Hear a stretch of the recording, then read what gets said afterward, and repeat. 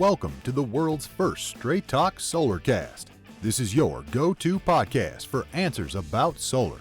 Brought to you by Solar Harmonics in Northern California, who invite their customers to own their energy by purchasing a solar panel system for their home, business, or farm. Each episode, we discuss questions facing people making the decision to go solar. The solutions to your questions are given to you straight by one of the leading experts in the solar industry, Jamie Duran, president of Solar Harmonics. Feel free to search our library for answers to questions that you're facing when considering solar. And now, here's Adam Duran, our host with the questions, and Jamie Duran, our solar expert with Straight Talk Solarcast. Hello, Jamie. Hello, Adam. How's everything in the land of solar this week? Well, always something exciting, and I'm sure lots of people are aware of the news that Elon Musk has joined the good side of solar, and is now lobbying on the side of solar and electric cars, of course, and saying this big beautiful bill that essentially cuts every solar incentive and every renewable energy incentive and every construction project that has to do with renewable energy. It eliminates all of these. He is come out against, and fascinating because now he's saying, hey, Republicans, the only reason you're in control is because of me and my money and my media, and I can turn it off essentially. So and apparently this is that's been the effective message, because now there's been several Republicans that are coming out and saying, hey, we don't care for this, and there's parts of this project or this budget that we disagree with, and I'm voting no. And before this, there was only like two that were voting against it. And it wasn't because of solar. It was because of other things in the bill that they didn't like. And and now, if they're on the Republican side, and especially in the House of Representatives, they're saying, oh, shoot, if we would have read this budget, instead of just being told how to vote, we never would have voted for, whatever their cause is. And so fascinating that it's really a two-person government. It seems like it's Trump and Elon Musk, and one side's going to win, and we'll see what happens. But at least there's a glimmer of hope for solar because of that. So we'll see how it goes. But it is fascinating how the tides changed in just immediately less than a week. And we're already, before everyone in solar is just, okay, well, it's, we just have to start preparing that every incentive is going away. And so lots of companies are in panic mode, and two finance companies, I think we talked about Mosaic Solar last week, is, stop their loans. And then Sonova, one of their subsidiaries in Texas, filed for bankruptcy this week, and both of those are pretty massive companies. And so everyone is scrambling because lots of people have projects like in process with Mosaic, and they're saying, oh yeah, by the way, we're not funding that loan. So if this solar installer is doing it, tell them stop. What? All the permits and materials have been purchased and everything, and that's going to really hurt a lot of solar installers. Wow, across the country, right? Across the country, yeah, and it's and they're both. All of these are just citing that it's uncertainty happening with the the BBB, and so it's crazy times in solar as always. And so, our message to all of our clients out there, especially the commercial ones, is if you wait, you will lose. And it's, but who knows? We have to, the way it looks is right now, if you're a commercial or even residential solar customer, the 30% federal tax credit looks like it will be no longer available by the end of the year. And when I mean end of the year, that means it has to be fully approved by the city or county with their permit process, and then approved with the utility. And that is proving and PG&E, they're not adding more staff to accommodate this. They're actually reducing staff. And so it's going to be a 2 to 3 month approval process to get a project, especially a commercial project, approved in time to meet this deadline. So it's crazy cuckoo, and there's all kinds of, and then there's been an update to the domestic content. As previously it was, you would get 10% on the project additional tax credit if it included a minimum of 41% domestic product. Well, now just came out this week that if you are not charging prevailing wage for that project, then you are not eligible for that. Even if you used all domestic content, now you have to charge prevailing wage. So basically, that doubles the install cost, if not 5 times increases the install cost. And wait, what's prevailing wage? So just in case people don't know what that means. So it's different in every county. So you have to find out what that is, and then you have to pay. It's essentially union scale you have to pay, because the electricians union is the one pushing for all this prevailing wage. Okay. They're not excited about losing solar projects to companies that don't charge it. And so anywho, thank you. Yeah, charging 5 times what the labor would be to a commercial project is going to be pretty brutal for a lot of projects. So it just wipes out that 10% bonus. So it doesn't really make sense to do that now. So it's always crazy, but always something exciting going on in the world of solar. Also on the commercial side, regarding the tax credit, if you so the bill, Trump is expecting it to be on his desk, and he wants to sign it on July 4th.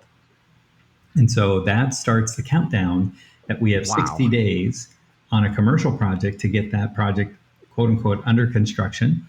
And they're not really sure what that means.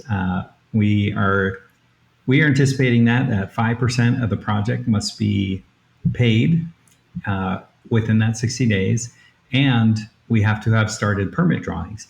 And then after that, the project has until 2028 to be approved and in service. And so that's also lots of these big projects can take 2 or 3 years.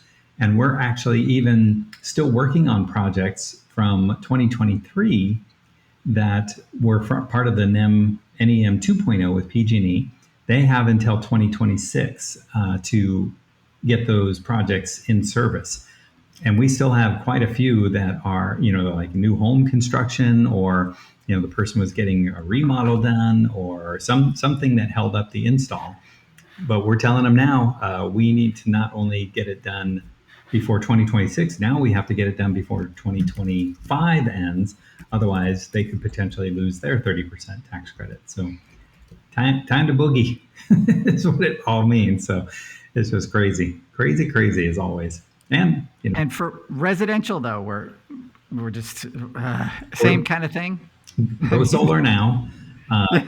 If you have an existing proposal, get it updated. And leasing is also going away as part of this BBB.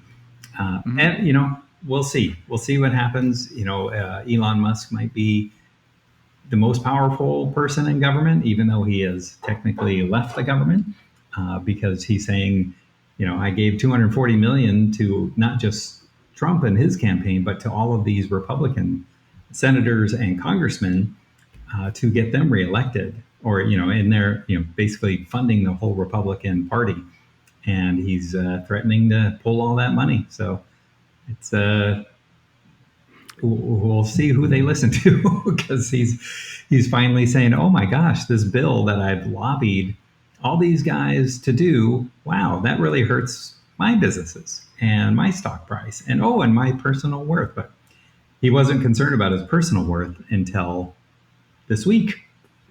Crazy. so it's what a weird time we're living in, for sure.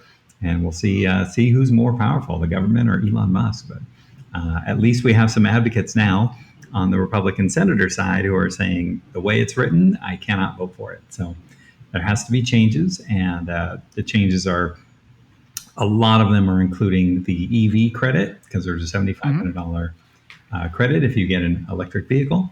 And then there is all the solar tax credits and solar incentives. So we'll see how it goes. But boy, oh boy, never a dull moment. That's how the process is supposed to work, I thought, though. So once it goes through Congress, then it goes to the Senate, and the Senate so each body makes their changes, and then hopefully, like when it reaches the president's desk, it has gone through a lot of, trimming down or beefing up. I don't know, whichever side you want, and then the president has to decide, right? That's what. I'm just a bill. Yeah, that children's playhouse or whatever. Schoolhouse That's Rock. what I learned on that. I'm just a bill.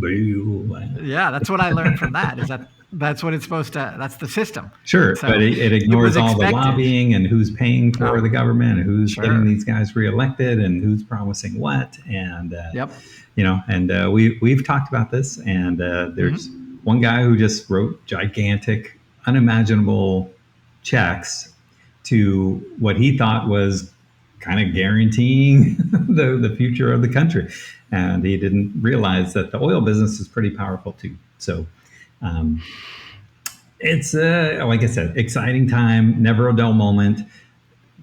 This is the perfect time to go solar. We get so many people saying, I have these 3 proposals. Who should I, which one should I go with? Who's giving me the better price? Focus on the installer, because if the installer is gone, which a lot of them will be if all of these tax credits go away, it's definitely a good time to pick the installer with the better track record and length of time in business, and what's their plan to be in business if all of this goes away. So lots of companies have no idea what they're going to do. So that's not good for your solar long-term strategy. So pick the installer over the equipment. That's what we've said all along. And if the installer picks bad equipment, then they're kind of on the hook for it. And so they have to be there. Otherwise, you're going to be on the hook for it. So that's why it's so important. But it's good times in the land of solar. Always something going on. Thank you. For sure. We're going to wrap it up there. Yep. And thank you for taking a few more minutes out of your week to learn about solar. There is always something happening every week. This industry is very exciting. The solar coaster. I think that's what Jamie calls it. If you have a question for Jamie for an upcoming episode, you know what to do. You can go to our Facebook page, Straight Talk Solarcast. Send us a message through there, and Jamie will be sure to get to it on an upcoming episode. If you have a friend considering going solar, yell at them, do it now, and then you can refer this podcast to them, because it will save them thousands upon thousands of dollars over the life of their system, and that is awesome. Finally, if you have a free moment, please consider giving us a 5-star review wherever you got this podcast, because it does help us grow and get more education about solar out there into the world, which is a good thing. Until next time, everyone. See you. That's all for now. Thank you for listening to this episode of Straight Talk Solarcast with solar expert Jamie Duran. Join us each week for more answers to your solar questions. Speaking of questions, got some?